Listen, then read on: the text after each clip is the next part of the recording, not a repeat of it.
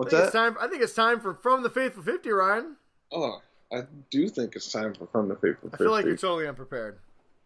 But In the meantime, I will sing picture songs. every Wednesday, I put up a post, and if you want to leave us any comment, we will discuss it. And this week, I did say by the bell from the summer. See, so we have our first question.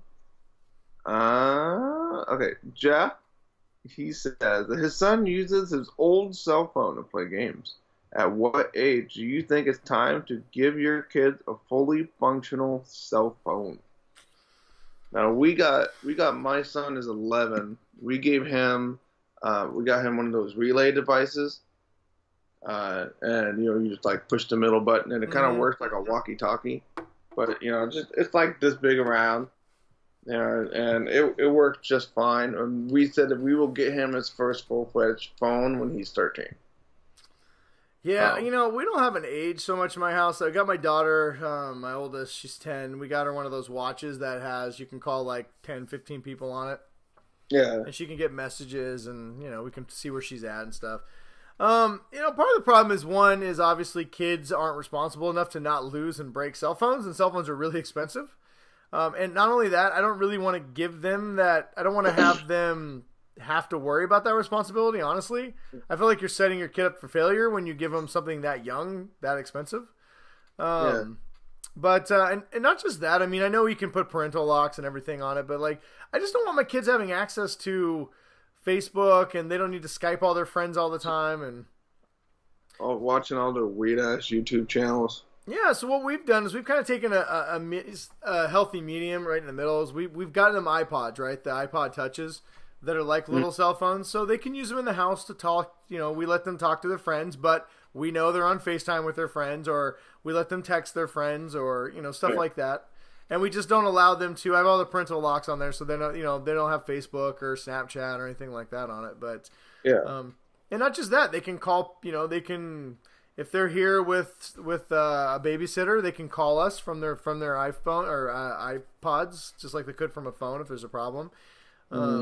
Here's my thing: is like, if you have a kid, and I think it depends with each parent, right? Your kid's level of responsibility. I do think there's an inherent danger of giving these kids this much access this early. It's kind of nice to live in a world where they have to figure out what time it is and get home at a certain time because they can't just call and argue or. I don't know. I mean, I think there's, I look back of us not having phones and we learned to survive without phones. I think. Learn how to write a note and hand it to somebody. I mean, obviously there's a safety element. We want to make sure our kids are safe at all times, but we survived without phones. And I think, you don't have to get a phone just to have a GPS thing. Like you said, you just have to watch, and the watch has a GPS. And we got the relay, and the relay device has a GPS, and, it tracks, we can track and like, oh, well, he's, it shows he's definitely at school, obviously. It could, it shows like a thing, at the school. So, I mean, you don't have to get full-fledged phones now. And I think kids to be able to have the freedom that they want, but then you can still be able to contact them, or they can call you if they really need you to. Well, and we're with Verizon, and Verizon only charges us $5 a month to have her watch. So, she seems to like it for the most part. It's only $10 a month with a relay. I just don't want her to have the phone. I don't want her to have the responsibility of the phone. Yeah. I don't want my young kids already becoming addicted to phones. I mean, that's a hard part as it is. Yeah, my 11-year-old, he has a lot of his friends have their own phones, and he said all they just play games, and that's all they do on their phones. They just sit around at school and they play games or they play Fortnite. We had a slumber party here for my daughter's 10th birthday a little while ago, and we went upstairs and like 6 of her 9 friends were literally just all looking at their phones. And so we confiscated everybody's phone. They weren't happy, but it was like, all right, you're staying here tonight, everyone cough off the phones, right? Because they just forget to do anything else. They forget how to have fun with other kids. I mean, we told my daughters when they can afford a phone themselves, they can get one. So whether they have a job or they have an allowance. Now, if you decide to give your kid a phone early, I don't know what the perfect age is. Every parent has to answer that for themselves. Like if your kid is really active and they really, they're gone. If you really feel like your kid needs to have a phone, then I mean, it's up to you to do it. I don't think there's a right or wrong age, but me personally, like you said, 13, it's definitely going to be in the teens. And my kid, I'm not letting my kid have any social media accounts until they're 18, so they can hate me later, but I don't care. But if you want something for like just for your own peace of mind and just having like a GPS kind of tracker on them, but like they don't really know that you have a GPS. Just inject a tracker right into their neck. Yeah. I say collars. Get them collars. I'm surprised they haven't done that yet. They do for Alzheimer's people. You can get outfitted with a GPS tracking device if you have Alzheimer's. No. But there you go. All right. Thank you, Jeff, for your question. All right. Who else we got? So we have another question from Evil Chris. He wants to know, with all the advancements in modern science, why haven't we cloned dinosaurs like they did in Jurassic Park? What could possibly go wrong? That's a great question. The answer is life finds a way. So much. Well, partially because movies are not real, and the scientific advancements in those movies aren't a lot of them possible.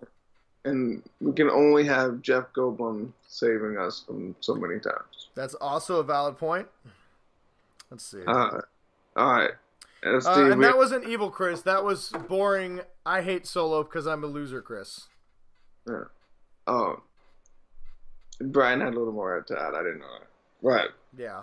I don't know because, I mean, they've talked about they could clone dinosaurs. Whatever happened to, like, Dolly the sheep? Didn't they, remember that was, like, the big thing in the 90s where they cloned that one sheep and then they never cloned anything else? Yeah, well, you remember, sheep is different. You have, like, active living DNA right now. I mean, you're talking about taking DNA from something that's been extinct.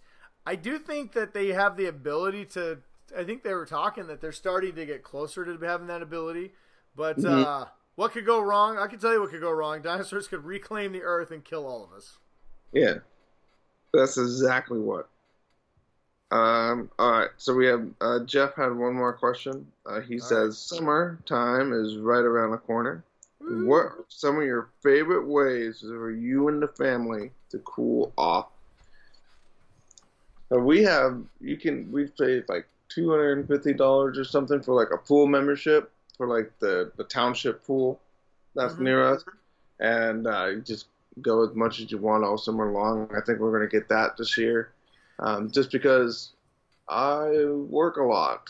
Yeah. So, because I live in Washington, I have access to a lot of clean lakes and rivers, so we get to, and the sound, you can go on boats and stuff. I got some friends who got boats. Occasionally we go out and go swim in the water. Most of the time, though, we do things like the kids have the trampoline. We put the sprinkler under the trampoline, so when they bounce on it, all the water flies up in the air, so that's pretty fun. Yes. We a lot of times get slip and slides, so everyone be on the lookout for Brian here doing slip and slides with the kids. It'd be pretty cool. Growing up, my parents they had a condo that was right on the Columbia River, so we would go over past Wenatchee down toward when you're going toward Quincy, and then there's a condominium complex down there that had a whole bunch of condos and stuff. And that's where I pretty much spent like every summer of my life. If I could, that's where I would go every summer. We have a real bad water park around here that we go to occasionally. If nothing else, just to see people with really bad tattoos. Wild Waves, fool. Wild Waves, yes. So we got Wild Waves, so you see a bunch of broke people in real bad bathing suits. I mean, one year into the giant wave pool because it just looked like they were just barf. Oh yeah, one year there was a couple girls who decided that they would just wear their bras instead of like a bathing suit. That was cool. Yeah. Not cool. But yeah, lots of bad tattoos, tons of people wearing white t-shirts. That's always fun. Like, just take it off, man. Bear it all. But honestly, I think the biggest thing that my family does to stay cool off in the summer is stay in our house because we have central air. Woohoo!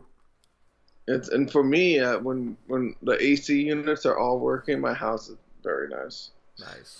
When it's not, it's 95 degrees with 90% humidity here on the East Coast. So. Not on the West Coast. Hallelujah. And I also eat a lot of ice cream because that's what I like to eat. So don't you fucking judge me. Thank you, Jeff. That was a very good question. That was all we had. Good man. All right.